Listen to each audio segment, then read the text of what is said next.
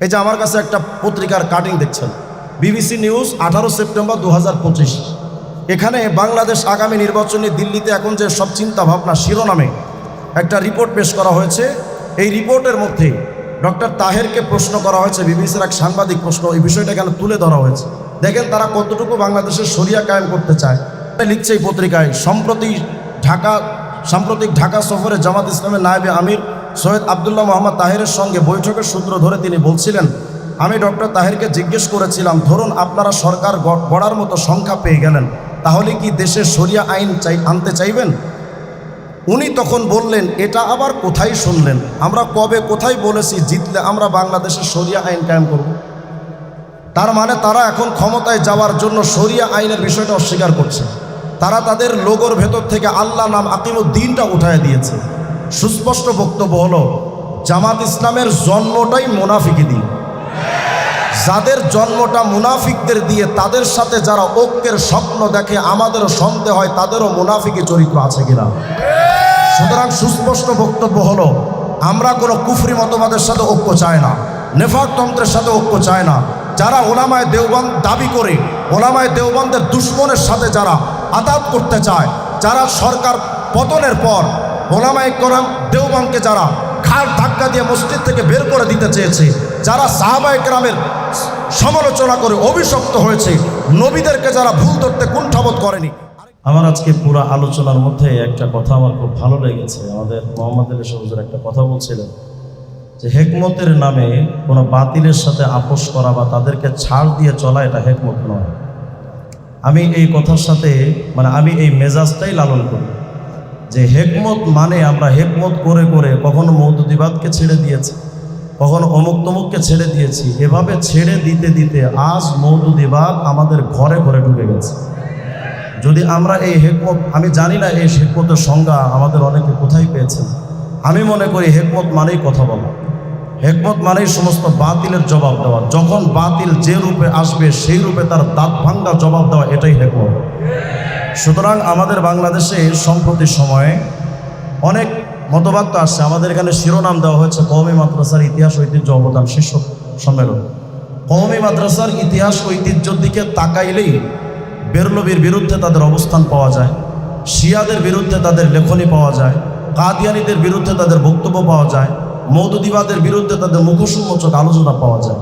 কিন্তু আমরা যদি শুধু ওই ইতিহাস আর ঐতিহ্যকে শুধুমাত্র কিছু প্রশংসামূলক জায়গায় সীমাবদ্ধ করে রাখি, তাহলে ওলামায়ে দেওবন্দের কর্মকে খাটো করা হয়। আমি আজকে এখানে শুধু একটি বিষয়ে কথা বলতে চাই, সেটা হলো আমাদের বাংলাদেশে স্বৈরাচার শেখ হাসিনা পালায়নের পর যারা একসময় মজলুম ছিল, তারা জালেমের ভূমিকা অবতীর্ণ হয়ে নিজেদেরকে এমন আল্লামাত দাহার ভাব নিয়ে কওমি মাদ্রাসাকে ছোট করা, তানকিস করার একটা মেজাজ লালন করছে। কিছুদিন আগে জামাত ইসলামের একজন ভাইকে দেখলাম, তিনি বক্তব্য দিচ্ছেন যে ওলামায়ে দেওবন্দ তারা শুধু মাদ্রাসার চার দেয়ালের ভেতরেই তারা সীমাবদ্ধ হয়ে ইসলামটাকে এভাবে বোঝাচ্ছে। আমি তাদেরকে স্পষ্ট করে বলতে চাই, ওলামায়ে দেওবন্দের বিরুদ্ধে কথা বলার আগে 100 বার ভাবতে হবে আপনাদের। ওলামায়ে দেওবন্দ কিন্তু উড়ে এসে জুড়ে বসা বা কচুরি পানার মতো নয় যে আপনাদের 90 সালে 2-1 ভাইরাসের বক্তব্য দিয়ে ওলামায়ে দেওবন্দকে খাটো করা সম্ভব। এখন আমরা যখন জামাতের ব্যাপারে কথা বলি, তখন মৌদুদির ব্যাপারে কিছু লোকেরা আমাদেরকে সবক শোনাতে আসে যে আমরা তো তার মাযহাব মানি না, তার তাকলিদ করি না, আমরা তো তার শুধু রাজনৈতিক দর্শনটা নিয়েছি। মৌদুদির রাজনৈতিক দর্শনটার সাথেই ইসলামের সংঘর্ষ। ওলামায়ে দেওবন্দের সাথে প্রথম যে যুদ্ধটা মৌদুদির, তার মধ্যে অন্যতম হলো মৌদুদির রাজনৈতিক দর্শনের সাথে ওলামায়ে দেওবন্দ এবং ইসলামের কোনো সম্পর্ক নাই। যেমন মৌদুদি তার ইসলামের ব্যাপারে একটা ব্যাখ্যা করেছে, ইসলাম কাকে বলে। আমরা তো জানি সূরা আলে ইমরানের 19 নম্বর আয়াত, সূরা মাইদা 3 নম্বর আয়াত, ইন্নাদ-দীনা ইনদাল্লাহিল ইসলাম, যে আল্লাহর কাছে একমাত্র গ্রহণযোগ্য দিন বা ধর্মের নাম ইসলাম। আল-ইয়াওমা আকমালতু লাকুম দীনাকুম ওয়া আতমামতু আলাইকুম নি'মাতি ওয়া রাদিতু লাকুমুল ইসলামা দীনা। ইসলামটাকে ধর্ম বলা হয়েছে কোরআনে কারীমের মধ্যে। কিন্তু মৌদুদি তার তাফহিমাতের 1 নম্বর খণ্ডের 74 নম্বর পৃষ্ঠায় বলছে, लेकिन हकीकत ये है कि इस्लाम किसी मजहब का और मुसलमान किसी कौम का नाम नहीं है, बल्कि दरअसल एक इनकलाबी नजरिया मसलक है। মানে ইসলাম এটা কোনো ধর্মের নাম নয় এবং এই মুসলিম সভ্যতা এটা কোনো ধর্মীয় জনগোষ্ঠীর নাম না, বরং এটা একটা বৈপ্লবিক চিন্তা চেতনা। তার মানে তারা ইসলামকে শুধু বুঝে যুদ্ধ করে সংগ্রাম করে ইসলাম প্রতিষ্ঠা করা। আচ্ছা আমাকে বলেন, এই যে বক্তব্যটা ব্যাখ্যাটা মৌদুদি দিয়েছে, এই বক্তব্যটা কোনো সাহাবায়ে কেরাম দিলেন না তাবিঈনে কেরাম দিলেন, আইম্মায়ে মুজতাহিদিন, সালফে সালিহিন, মুআররিখিন, মুফাসসিরিন, কে দিয়েছে এই বক্তব্যটা?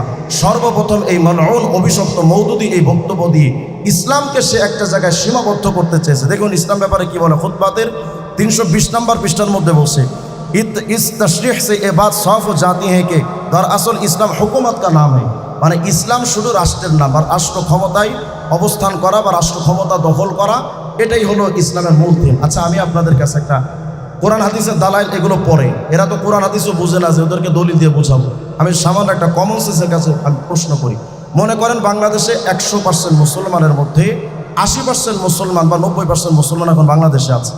90% মুসলমানের ভেতরে এখন বর্তমানে কমপক্ষে 85% মুসলমান তারা ইসলাম চায় না, কারণ তারা ইসলাম বুঝেও না। এখন যদি ওদেরকে ঘাড় ধাক্কা দিয়ে আমরা ক্ষমতায় বসায় দিই যে তুই বয়, ঘাড় ধাক্কা দিয়ে বসায় দিলে ওরা কয়দিন টিকবে? এই মুসলমান ওদেরকে জুতা পিটা করে তাড়ায় দিবে, কারণ এই মুসলমানরা ইসলাম এখনো বুঝে নাই। এই জন্য ইসলামী আকিদার মূল থিম ইকামতে দ্বীনের অর্থ কী? ইকামতে দ্বীনের অর্থ হলো আগে নিজের দিন বুঝো, দিনের পরিপূর্ণটা নিজের মধ্যে আমল করো এবং পরবর্তী প্রজন্মের জন্য তোমার দিনকে পৌঁছে দাও। হুজুর আকরাম আলাইহিস সালামের আমাল, আহওয়াল, আকওয়াল সমস্ত বিষয়গুলো জাতির পরবর্তী প্রজন্মের কাছে পৌঁছে দাও। ইসলামের ওপরে পরিপূর্ণ দিনের ওপরে ইস্তেকামতের সাথে থাকার অর্থই একামতে দিন। কিন্তু মওদুদী সাহেব বলে দিলেন একামতে দিন বা ধর্মের মূল থিম হলো রাষ্ট্র ক্ষমতা দখল করা।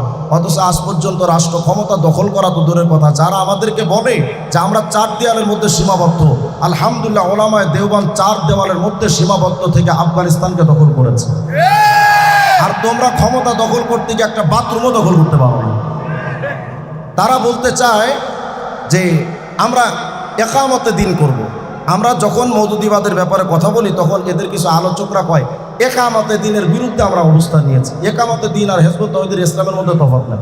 তারা যে বলে একামতে দিনের বিরুদ্ধে অবস্থান নিয়েছে, আমি একটা রিপোর্ট দেখাই আপনাদের। মওদুদিরা তো বলে আমরা একামতে দিন করব। এই যে আমার কাছে একটা পত্রিকার কাটিং দেখছেন, বিবিসি নিউজ 18 সেপ্টেম্বর 2025। এখানে বাংলাদেশ আগামী নির্বাচনে দিল্লিতে এখন যে সব চিন্তা ভাবনা শিরোনামে একটা রিপোর্ট পেশ করা হয়েছে। এই রিপোর্টের মধ্যে ডক্টর তাহেরকে প্রশ্ন করা হয়েছে, বিবিসির এক সাংবাদিক প্রশ্ন, এই বিষয়টা এখানে তুলে ধরা হয়েছে। দেখেন তারা কতটুকু বাংলাদেশের শরিয়া কায়েম করতে চায়। লিখছে এই পত্রিকায়,